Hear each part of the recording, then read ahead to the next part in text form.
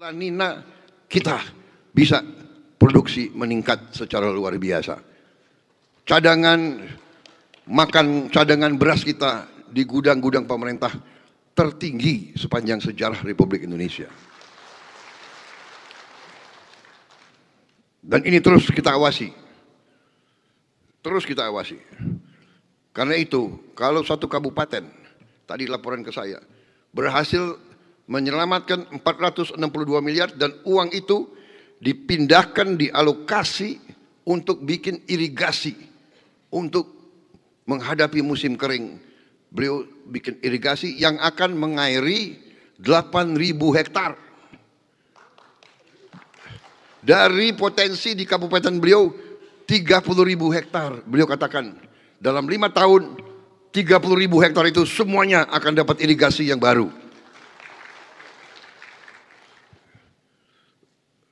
Boleh juga bupati ini ya. Jadi saudara-saudara, saya percaya bupati-bupati lain seperti itu juga. Jadi efisiensi jangan diartikan potong transfer daerah. Transfer daerah ada yang langsung dan ada yang tidak langsung. Tapi semuanya untuk daerah. MBG adanya di desa-desa. MBG ada di kecamatan-kecamatan. MBG ada di kabupaten-kabupaten. Dan yang kita turunkan ke daerah-daerah itu 1 tahun ini adalah 171 triliun. Yang akan masuk ke desa-desa. Tahun depan kita anggarkan 330 triliun. Ya, Menteri Keuangan. 335 triliun. 330 triliun itu masuk ke semua desa. Hari ini saya dapat laporan dari Kepala BGN sudah 24 juta. 23 juta. 23 juta penerima manfaat. Termasuk ibu-ibu yang sedang hamil. Saudara-saudara. Sudah 6.600 dapur. 6.610 dapur yang sudah beroperasi. Tiap dapur yang kerja 50 orang. Di tiap desa itu. Jadi saudara-saudara, kita maju terus. Kita maju terus secara real. Secara real. Setiap hari terus meningkat sampai di ujungnya Desember 82,9 juta penerima manfaat anak-anak, semua anak Indonesia, termasuk ibu-ibu yang sedang hamil. Saya kira ini salah satu program yang sekarang ini dilirik oleh seluruh dunia.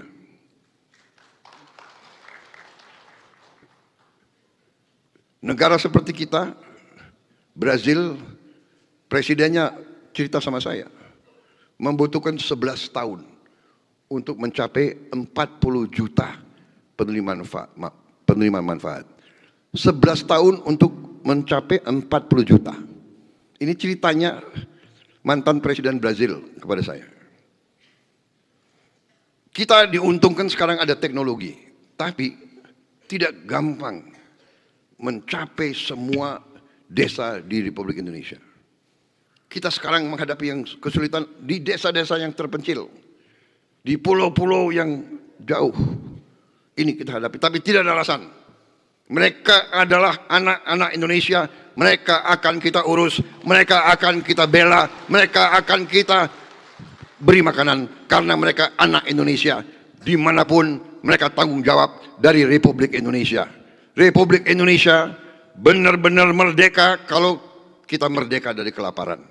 Tidak boleh ada anak Indonesia yang berangkat ke sekolah tidak makan yang baik. Minimal dia di sekolah harus makan yang baik. Kemampuan kita baru seperti ini. Kita baru bisa beri makan 1 kali. Tapi itu sudah prestasi luar biasa bagi Republik kita. Dasar bangsa Indonesia ya sudah diberi 1 kali makan. Sudah ada yang mengajukan, Pak, kalau bisa di tempat kami 2 kali, Pak. APBN bisa jebol itu. Ini perjuangan. Tapi dari mana ini? Dari efisiensi. Saudara-saudara, saya ingin hanya ringkas, tapi saya harus di setiap kesempatan saya mau ingatkan apa bunyinya pasal 33. Pasal 33 ini supaya pegangan untuk bupati ya. Kalau nanti saudara jangan terlalu murah memberi izin, memberi rekomendasi, ingat anak cucumu.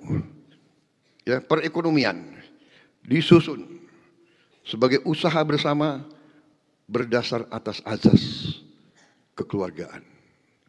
Kekeluargaan. Yang kuat silakan. Yang menengah ayo. Yang lemah kita bantu. Yang sangat lemah kita harus angkat, itu keluarga kita, itu anak-anak kita, itu semuanya warga negara Republik Indonesia. Cabang-cabang produksi yang penting bagi negara dan yang menguasai hajat hidup orang banyak dikuasai oleh negara. Bung Karno itu, Bung Hatta, Bung Syarif itu orang-orang pintar, mengalami penjajahan. Mereka alami diperlakukan sama dengan anjing, bahkan lebih rendah dari anjing. Saya pernah tahun 78 Letnan 1 datang ke kolam renang Manggarai. Ada prasasti yang tutup lumut. Saya suruh bersihkan. Kaget saya suruh bersihkan. Di prasasti dipahat. Verboden for Honden and Inlander. Tahun 78. Rupanya ditutup lumut, nggak ada yang peduli. Kalau saya memang dasarnya ingin tahu. Jadi saya itu saya punya bakat menemukan. Saya tidak mencari, tapi saya sering menemukan. Apalagi pelanggaran, saya sering menemukan pelanggaran itu. Saya tidak cari loh. Saya tidak cari, ya kan? Bumi dan air dan kekayaan alam yang terkandung di dalamnya dikuasai oleh negara dan dipergunakan untuk sebesar-besar kemakmuran rakyat. Saudara-saudara, ada pengusaha-pengusaha yang sudah besar, kita kasih HGO, berarti bumi air kita kasih kredit dari bank pemerintah, sudah dikasih, masih melanggar, masih nggak mau bayar pajak, masih nipu-nipu.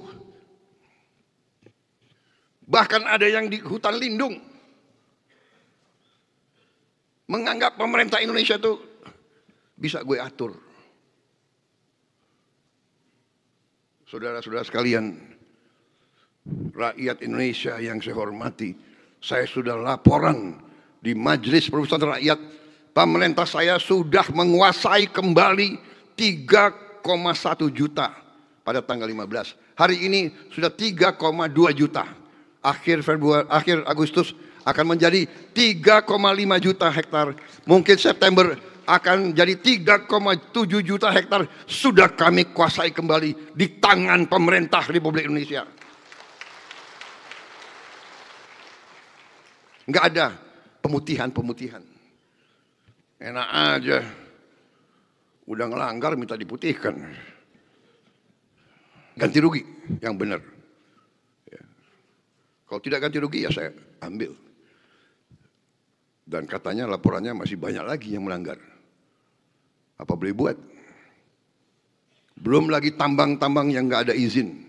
Kawan-kawan, tadi kita sudah melihat dan mendengarkan bagaimana pidato Bapak Prabowo Subianto terkait masalah-masalah pengusaha-pengusaha di Indonesia ini yang merajalela terhadap peraturan yang telah ditetapkan, tetapi mereka banyak sekali tidak mengikuti aturan-aturan yang sudah telah dibuat di negara kita Indonesia ini. Dan tentunya tadi kita melihat bagaimana meledaknya pidato Bapak Prabowo Subianto dan bisa kita melihat bahwasanya dia itu seakan-akan emosi terkait masalah pengusaha-pengusaha ini yang tidak jujur dalam menaati peraturan yang seharusnya dilaksanakan oleh setiap mereka. Dan kawan-kawan dapat melihat tadi dan dapat menilai bagaimana kerasnya pidato Bapak Prabowo Subianto ini kepada pengusaha-pengusaha ini, pastinya terkait pengusaha-pengusaha lain, karena kalau kita dapat menyelidiki dan dapat melihat kawan, pengusaha-pengusaha ini bisa saja merugikan rakyat kecil dikarenakan mereka dapat meninggikan harga dan tidak sesuai dengan ketentuan yang sudah diterapkan di pemerintahan, sehingga masyarakat kecil dapat merugi, atau juga negara dapat merugikan atas kelakuan dan tindakan mereka yang tidak sesuai. Dan semoga saja dengan pidato Bapak Presiden Prabowo ini, pengusaha-pengusaha nakal ini dapat mendengarkan apa keluh kesah yang telah disampaikan Bapak Prabowo. Dan tadi Bapak Prabowo juga di situ, apabila tidak dapat mengatasi maka pemerintah akan mengambil alih, dan tentunya kalau pemerintah mengambil alih ya pengusaha-pengusaha ini pasti akan rugi juga, atau bisa saja mengalami penarikan atau juga dicabut surat izinnya, kawan. Dan tentunya setiap langkah dan perintah Bapak Prabowo yang terpenting untuk terbaik bagi masyarakat, maka kita masyarakat akan terus mendukung apa yang terbaik untuk negara kita ini. Asalkan jangan omong-omong aja. Sekian dari saya kawan-kawan, terima kasih, dan bagaimana menurut kawan-kawan berikan pendapatnya di bawah kolom komentar.